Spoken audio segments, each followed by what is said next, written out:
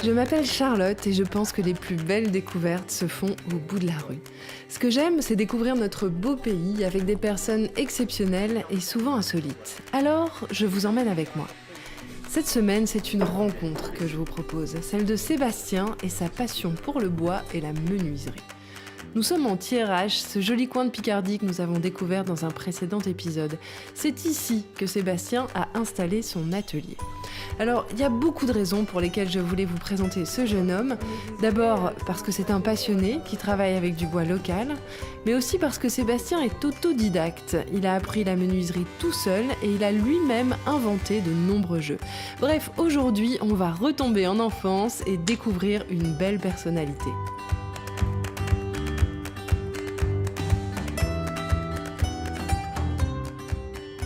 Sébastien, on est à la fois dans ton lieu de vie et puis dans ton lieu de travail. Et c'est un endroit où il y a beaucoup de bois, évidemment, parce que c'est un peu ta vie autour du bois. Et je me demandais, quand on décide de justement consacrer sa vie à une matière, on doit forcément avoir un moment, un coup de cœur pour ça, une histoire avec le bois. Comment c'est venu pour toi ? Alors le coup de cœur... Alors, j'ai pas de date butoir, pas de date marquante. Ouais. J'ai toujours aimé le bois. Tout petit, je voulais travailler le bois. Et puis, je prenais 2 clous, 2 planches, et puis je faisais un petit truc comme ça vite fait. Quand on a un bois brut et puis qu'on le dégauchit, on voit les veines qui apparaissent, etc. Ça, c'est super joli, quoi. Oui, donc c'est une forme de construction, enfin, c'est fabriquer quelque chose. Oui, c'est fabriquer quelque chose. J'ai besoin de ça, moi. J'ai besoin de fabriquer. Et tu fabriques avec des choses qu'il y a autour de toi, puisque tu utilises essentiellement des bois et donc des arbres qui sont de la région, c'est ça ? Oui. Et alors, qu'est-ce qu'on trouve dans la région ? Plein de choses.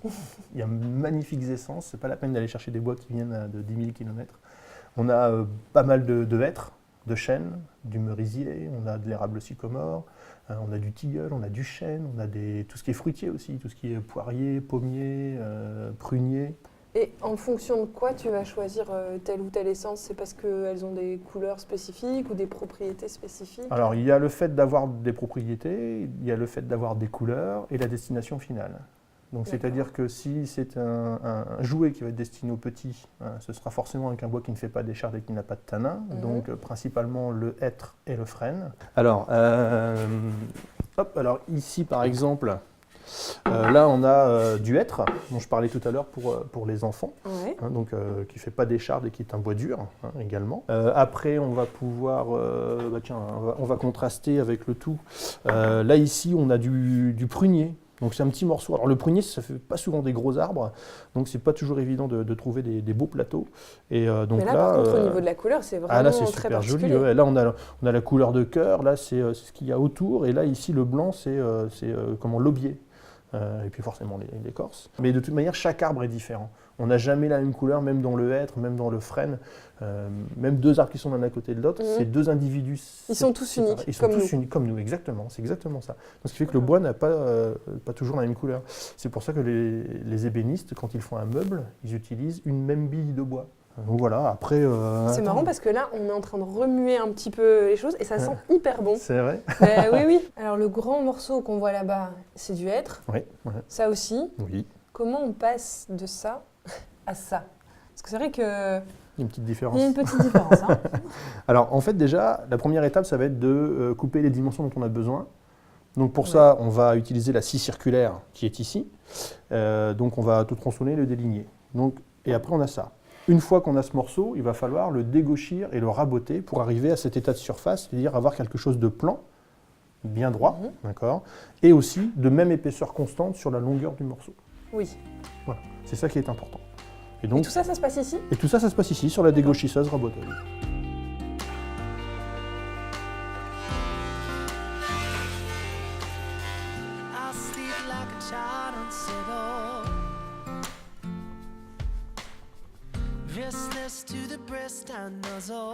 Alors ici, on voit bien la différence.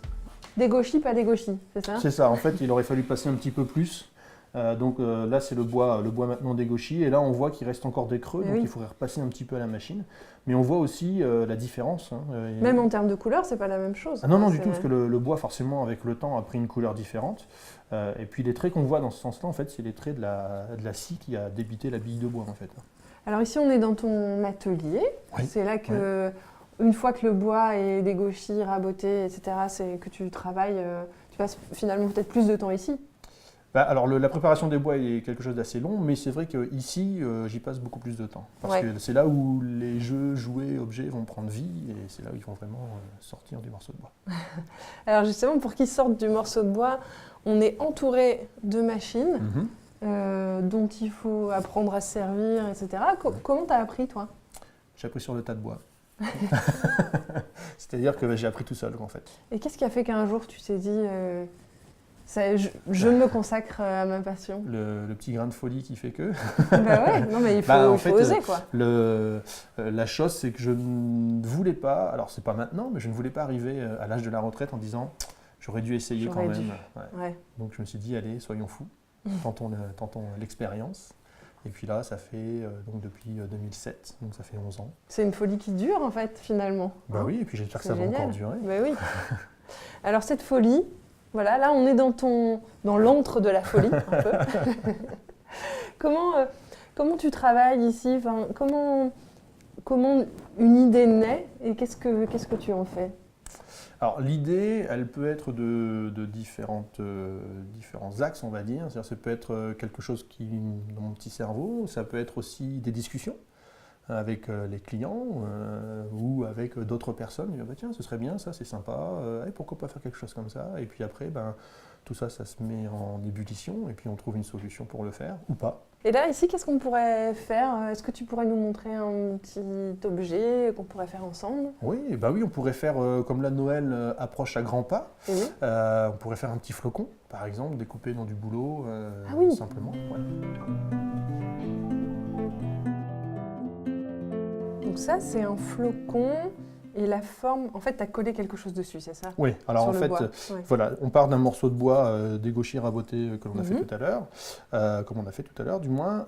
Ensuite, moi là, le gabarit est sur un papier, donc j'imprime le papier, je le colle sur le bois, et puis après, avec la scie à chantourner qui est là, je vais pouvoir découper en essayant de suivre au maximum le Donc dessin. ça, ce tout petit filament, c'est une scie. C'est ça. Et donc, en fait, comme c'est un fil, ça te permet vraiment de tournicoter autant que tu veux, c'est ça? Alors oui, sachant qu'il y a le tranchant est juste sur le devant, il n'y a pas de tranchant sur les côtés ou sur l'arrière. Ok. Donc c'est vraiment sur le devant.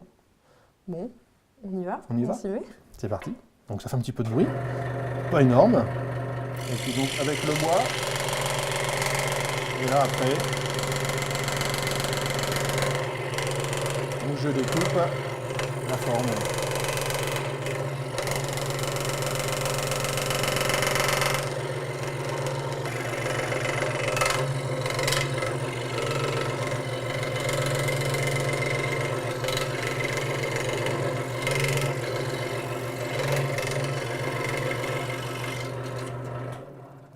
Et voilà, ça donne ça. C'est super beau. Il y a un petit trou pour qu'on puisse l'accrocher. Alors, il y a un petit c'est trou ça pour qu'on puisse passer un Ouais. petit fil de pêche par exemple.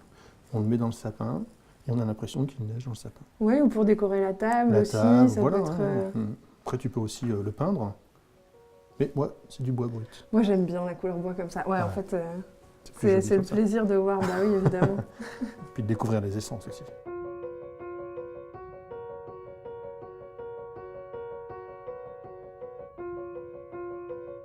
Là, on est dans la partie boutique. Alors, si on vient ici, c'est toi qu'on va voir aussi dans la boutique? C'est moi qu'on va voir dans la boutique. Ah, super! Ouais, Donc, on peut venir rendre visite à Sébastien. Oui, Et avec donc, plaisir. les flocons, Noël, je vois qu'il y a aussi une crèche. Oui. Et alors, ils sont tous de couleurs différentes, c'est fait exprès? Alors oui, parce que chaque personnage est dans une essence différente. Là, il y a le hêtre, le merisier, le chêne, le Jésus en poirier, de l'érable sycomore, du noyer, du pommier, du tilleul, etc. Alors, il y a beaucoup de choses. Il y a des puzzles, il y a des jeux, il y a des personnages. Et je crois qu'il y a aussi des choses que tu as inventées. Oui, je suis aussi créateur de jeux. C'est génial. Ouais. Donc il y a des jeux donc, que je crée, il y a des jeux qui existent déjà mais qui Mhm. sont des jeux anciens. Donc là que j'essaie de remettre un peu au goût Par du exemple, jour. quoi comme... Le jeu du 4,56 avec les anneaux, la tour, c'est un ancien jeu d'estaminet dont le but est de se débarrasser des anneaux que l'on a pour gagner la partie. C'est un jeu de hasard. Et puis après, donc, il y a les jeux que j'ai créés, comme par exemple le hasard de mémo, il y a le jeu du bois d'aboum, la toupie pouce-bille, le jeu du mémo tactile, etc. Donc voilà. Et alors, par exemple, la toupie pouce-bille, Oui. c'est quoi le principe? Alors le principe, en fait, c'est donc on retire les billes du jeu et il faut réussir, à l'aide de la toupie, à remettre les billes dans les encoches. Donc il faut lancer la toupie doucement, parce que sinon la bille sort du jeu, il faut recommencer, et il faut choisir le sens où on va tourner la toupie pour envoyer la bille là où on veut, en fait. Et évidemment, avant que l'autre ait réussi à le faire. Ah, forcément, il faut être le premier. Donc, par exemple, bon, j'essaie vite fait. Hein. Et... Voilà, donc on voit que ça n'est pas très facile. Mais c'est pas loin quand même. On n'allait pas se quitter sans faire une petite partie. Moi, j'ai flashé sur le bois d'aboum, un jeu inventé, créé par Sébastien. Vous allez voir, la règle est simple, mais il faut un peu de dextérité. Donc là, le principe, c'est qu'on tire une pièce à l'aveugle et on la met en équilibre. Bon, alors, ça va. Voilà. Pour moi, c'est pas trop compliqué pour la première. Donc on la pose sur la base, en bois, ça ne doit pas toucher sur la table. Okay. D'accord. Et il faut créer des pièges, parce que c'est celui qui fera tomber qui aura perdu la partie. Oui, d'accord. Donc non seulement je dois poser mes pièces, mais en plus essayer de te faire tomber. Exactement. Donc là, c'est à moi. Ok.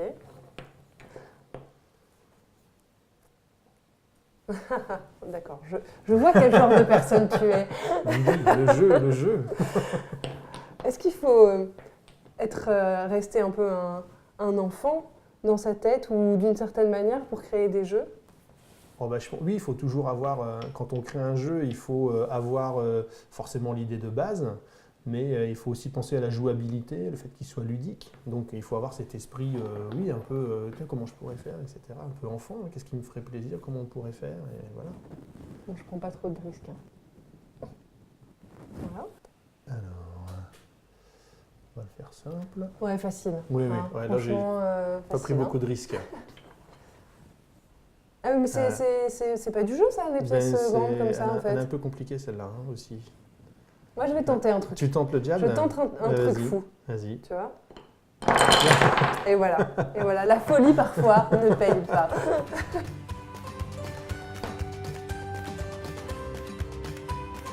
Vous pouvez retrouver Sébastien et ses objets en bois sur notre site internet terredefrance.tv. Et puis nous, on se retrouve très vite pour de nouvelles jolies rencontres.